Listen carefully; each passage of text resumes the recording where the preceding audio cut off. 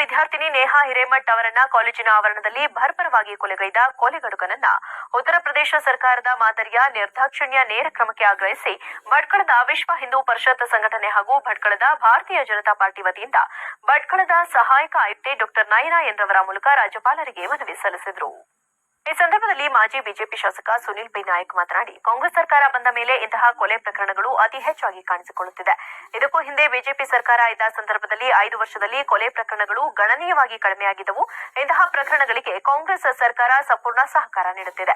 ಅದಕ್ಕಾಗಿ ಮಾನ್ಯ ಮುಖ್ಯಮಂತ್ರಿ ಸಿದ್ದರಾಮಯ್ಯ ಮತ್ತು ಡಿಕೆ ಶಿವಕುಮಾರ್ ಅವರು ಹುಬ್ಬಳ್ಳಿಯ ವಿದ್ಯಾರ್ಥಿನಿ ನೇಹಾ ಕೊಲೆಗೆ ನೇರ ಹೊಣೆ ಎಂದು ಗಂಭೀರವಾಗಿ ಆರೋಪಿಸಿದರು. ಕಳೆದ 3-4 ದಿವಸದಿಂದ ಹುಬ್ಬಳ್ಳಿ ಅಮಾಯಕ ಹಿಂದೂ ವಿದ್ಯಾರ್ಥಿನಿ ನೇಹಾ ಹಿರೇಮಠ್ ಅವರ ಕೊಲೆ ತಮ್ಮೆಲ್ಲರೂ ಗೊತ್ತಿದೆ. ಈಗಾಗಲೇ ಕಾಂಗ್ರೆಸ್ ಸರ್ಕಾರ ಬಂದ ಮೇಲೆ ಬಹುಶಃ ಇಂಥ ಪ್ರಕರಣಗಳು ಅತ್ಯಂತ ಹೆಚ್ಚು ಆಗುವಂತದ್ದು ತಾವೆಲ್ಲರೂ ನೋಡಿರ್ತಕ್ಕಂಥದ್ದು. ಕಳೆದ 5 ವರ್ಷದಲ್ಲಿ ಭಾರತೀಯ ಜನತಾ ಪಾರ್ಟಿ ಸರ್ಕಾರ ಇರ್ತಕ್ಕಂಥ ಸಂದರ್ಭದಲ್ಲಿ ನಾನು ಶಾಸಕನಾಗಿದ್ದೆ. ಇಂಥ ಪ್ರಕರಣಗಳು ಅತ್ಯಂತ ಗಣನೀಯವಾಗಿ ಕೆಳಗಿಳಿದಿರ್ತಕ್ಕಂಥದ್ದು. ಈಗ ಕಳೆದ 8-9 ತಿಂಗಳಿಂದ ಇಂಥ ಕೊಲೆಗಳು ಇವತ್ತು ಅತ್ಯಂತ ಹೆಚ್ಚು ಆಗುವಂತ ತಾವೆಲ್ಲರೂ ನೋಡಿದ್ದೀರಿ.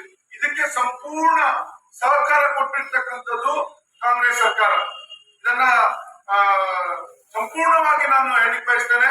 ಇದಕ್ಕೆ ನೇರವಾಗಿ ಸಿದ್ದರಾಮಯ್ಯ ಮತ್ತು ಮುಖ್ಯಮಂತ್ರಿ ಆಗಿರ್ತಕ್ಕಂಥ ಸಿದ್ದರಾಮಯ್ಯ ಮತ್ತು ಡಿಕೆ ಶಿವಕುಮಾರ್ ಇದಕ್ಕೆ ನೇರ ಹೊಣೆ ಅಂತಕ್ಕಂಥ ಮಾತನ್ನ ಹೇಳ್ತಾರೆ. ಯಾಕಂದ್ರೆ ಇದೇ ಪ್ರಕರಣ, ನೇಹಾ ಕೊಲೆ ಪ್ರಕರಣ ಏನಾದ್ರೂ ವಿಡಿಯೋ ಚಿತ್ರೀಕರಣ ಇದ್ದಿದ್ರೆ ಖಂಡಿತ ಇದು ಕೊಲೆ ಅಲ್ಲ ಅಂತಕ್ಕಂಥ.